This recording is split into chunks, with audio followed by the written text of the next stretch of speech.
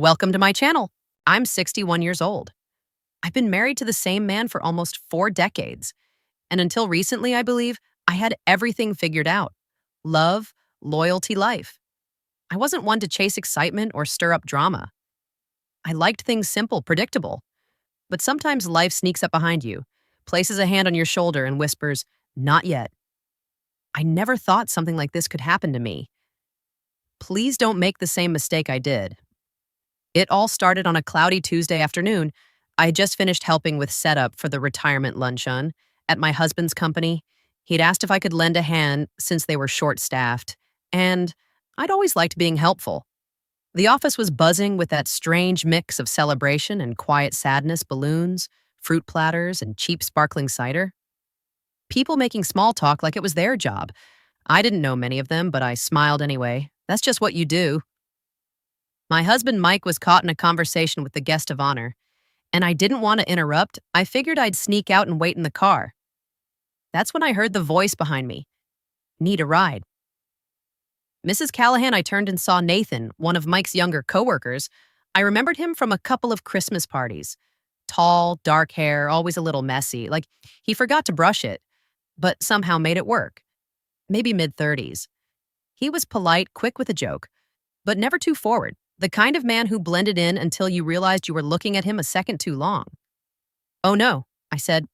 "I'm just heading out to the car. I can wait." He raised an eyebrow, glanced at the sky. "Looks like it's about to rain." I parked close. I don't mind at all. I hesitated, I really did. But my feet were tired and the sky had turned the color of old bruises. I gave a little nod. His car smelled like peppermint and leather clean, but lived in. He turned down the radio as soon as I got in, and we settled into that familiar silence between two people who don't really know what to say. "You helped a lot in there," he said after a moment. Everyone seemed to appreciate it. "Just tried to be useful," I replied. Eyes fixed on the windshield, the rain had started to sprinkle soft. At first, Nafan smiled. "That's what people like you do, huh? Always helping." Always in the background, I wasn't sure how to take that. "People like me?" He looked embarrassed. I didn't mean it badly, just I don't think most people even realize how much women like you hold things together. I felt a little breath catch in my throat. No one had said something like that to me in years, maybe ever. I looked at him more carefully, trying to read his face, but he kept his eyes on the road, steady and calm. "It's funny," I said, half laughing. "Sometimes it feels like I became invisible after 50. Nathan glanced at me, then back to the road. "You're not invisible, Nora." The way he said my name, it made me sit a little straighter, like I'd forgotten something. And he just reminded me we drove in silence again, the sound of the rain growing louder on the roof. I thought he dropped me at the gate, but he turned down the side road that led directly to our house. "You know where we live?" I asked, surprised. "I've dropped Mike off before after the company baseball game. Remember you weren't home that day." "Oh, right." I said, though, I didn't remember. I wasn't sure what I was supposed to be feeling. He pulled into the driveway and put the car in park, but didn't shut off the engine. The rain had become a steady curtain, washing the windows in gray streaks. "Thanks for the ride," I said, reaching for the door, but before I could open it, he spoke. "Nora, can I ask you something, and you can tell me to shut up if it's out of line." I paused, hand still on the door handle. Something in his voice made me turn back. "Okay," I said carefully. He looked at me, not in a way that made me feel small or objectified, but like he was actually seeing me. Really seeing me like a person, like a woman. "Are you happy?" he asked, just like that. I blinked. A strange warmth spread through my chest, followed by a cold wave of guilt. "That's a complicated question." He nodded, eyes still on mine. "Think it's supposed to be." I didn't know what to say. No one ever asked me things like that. They assumed they guessed, but no one ever really asked. I looked at him and saw something I wasn't ready for. Curiosity, gentleness, maybe even longing. Not lust, not recklessness, just connection. I felt my throat tighten. I should go. Nathan nodded slowly. "Of course," but he didn't start the car. He just sat there as I opened the door and stepped out into the rain. I didn't run for cover. I didn't even hurry. I let the water soak through my blouse and hair and down my spine. It felt cold and clean and confusing. Mike was still inside at the party. He wouldn't be home for another hour. And Nathan? He was still sitting in the car when I looked back once just before stepping inside that night. As I stood in the kitchen drying my hair with a towel, I realized something strange. I felt awake. I didn't sleep well that night. I lay beside Mike, listening to the rhythm of his breathing, the soft rasp of his snore just barely audible. It was a sound I'd grown used to over the years, like an old clock ticking in the background, familiar safe. But that night it sounded different, like something distant, like a reminder of how far apart we drifted, without ever meaning to. Nathan's question kept echoing in my mind. Are you happy? No one had asked me that maybe since my 20s. Back then, the answer was easy. Life was full of movement, full of hope. Raising the kids, building a home. Laughing in the kitchen over burned lasagna and mortgage stress. But somewhere along the way, we'd both gone silent in the same room the next morning. I went about my usual routine: coffee, laundry, watered the plants by the kitchen window. Mike kissed my cheek on the way out, muttered something about meetings and traffic. I smiled that mechanical, well-practiced smile. Then the door closed and I just stood there, still holding the dish towel. A notification buzzed on my phone. Nathan. Hey, I hope I didn't cross a line yesterday. I stared at the message for a long while. My thumbs hovered over the screen. Me. No, you didn't.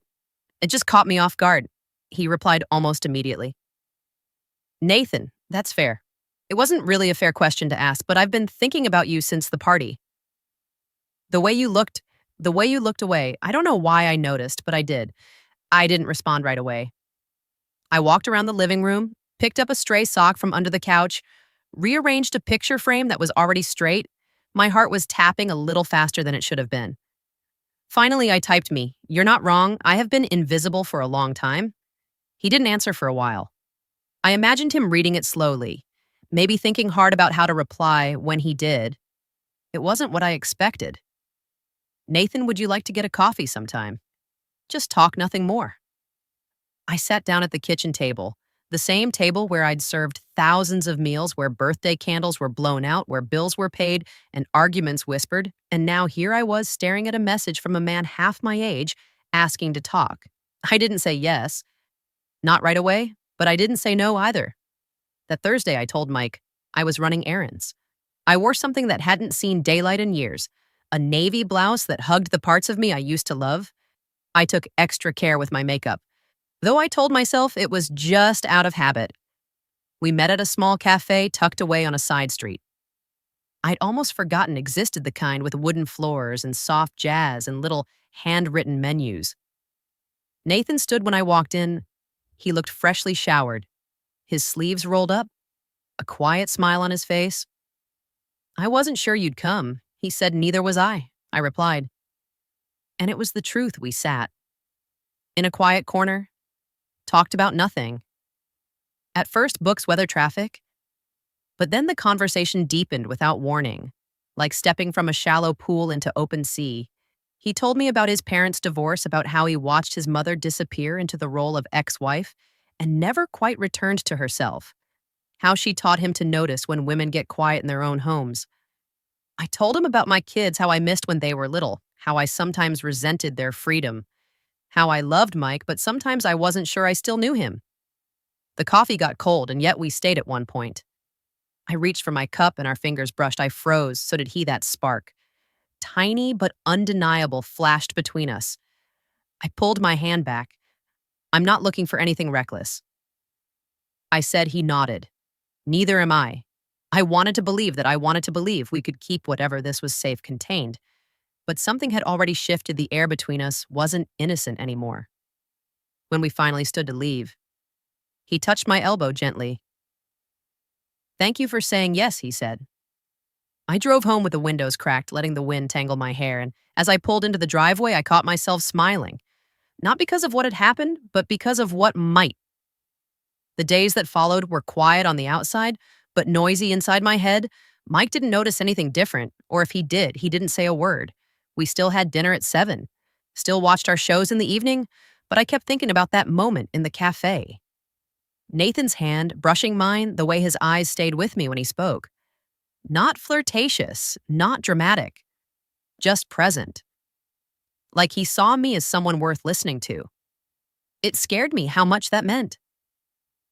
I tried to shake it off, tried baking gardening, anything to fill the hours, but late at night when the house got still, and I sat alone in the den with only the lamp on, I found myself replaying our conversations.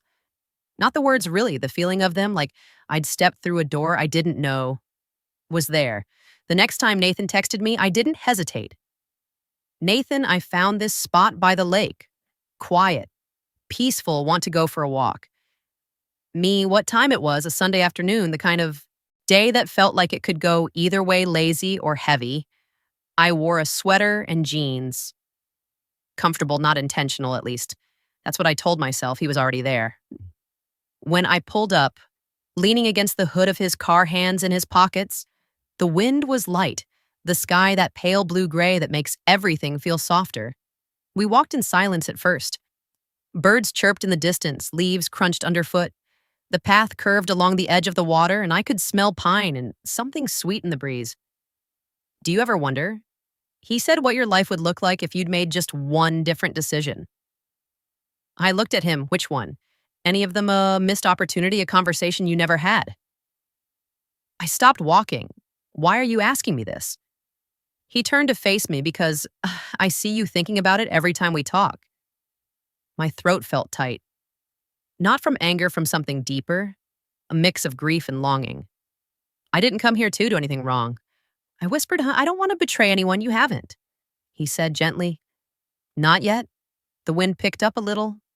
A loose strand of my hair blew across my face, and before I could fix it, he reached out and tucked it behind my ear. It was such a simple gesture, and yet my body responded like it had been waiting to be touched for years. I stepped back. I'm married, I said, almost to remind myself. I know you're young, I'm not that young. He replied, a sad smile tugging at his lips. And you're not old, you're more alive than anyone I know. I didn't know what to do with that. We sat on a bench overlooking the lake. The sun had started to dip, casting gold over the water. Why me? I finally asked. Nathan leaned forward, elbows on his knees, because you carry silence like it's something you earned, because you laugh with your eyes before your mouth. Because the first time I saw you, you looked like you were holding the world together with thread and a tired smile. I closed my eyes. No one had ever said anything like that to me. Not in a lifetime. We didn't kiss. We didn't even touch again. But something unspoken passed between us on that bench. Something irreversible when I got home that night. Mike was watching a game, a beaver in his hand. He barely glanced up. Hey, babe, everything okay? Yeah, I said quietly. Just needed some fresh air, he nodded. Eyes already back on the screen, and I stood there in the doorway for a long time, wondering how love could fade so gently. You didn't even realize it was gone, until someone came along and made you feel it. Again the following week, felt like standing on the edge of something I couldn't name. I moved through my routines, laundry, phone calls with the kids, cooking dinner, like always, but my mind kept drifting back to that bench by the lake, to the quiet between Nathan and me that had somehow said more than words ever could. We hadn't made plans to see each other again, but I felt him everywhere in the breeze on my morning walks. In the ache I didn't know I'd been carrying for years. I started noticing things about Mike. The way he chewed his food, with his eyes fixed on the TV, the way he never asked how my day had been, and the way I'd stopped expecting him to. It wasn't anger. I felt it was distance. Quiet, polite distance built over time. Layer upon layer of unspoken things. 3 days later, I ran into Nathan at the grocery store. Of all places, I was in the produce aisle checking a tomato for ripeness when I heard his voice behind me. Still the best eyes in the room.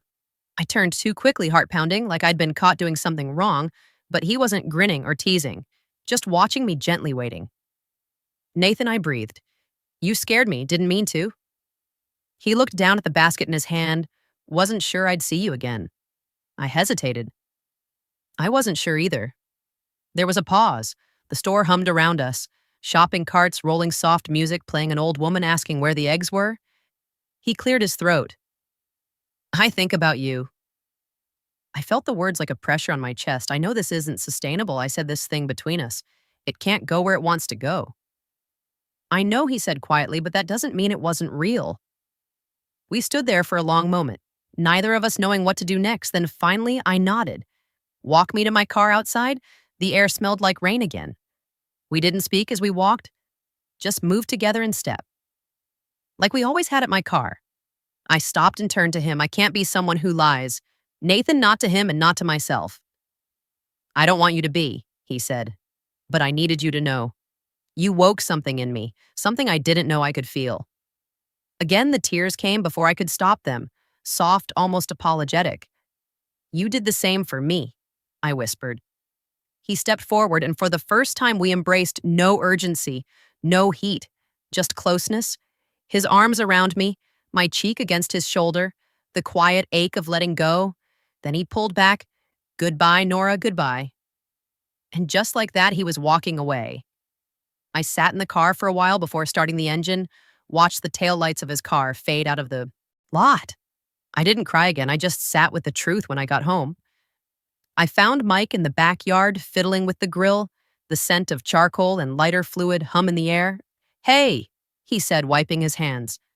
I was thinking we could have burgers tonight like old times. I nodded. That sounds nice. He looked at me a little longer than usual. You okay? And for the first time in a long while, I told the truth. I'm not sure I said, but I want to be. We stood there quietly as the sky turned orange above us. It wasn't closure. Not really. It wasn't an ending or a beginning. It was a moment. And sometimes moments are all we get, but they're enough to wake us up, to remind us we are still here, still capable of feeling, of choosing, of changing, even after all this.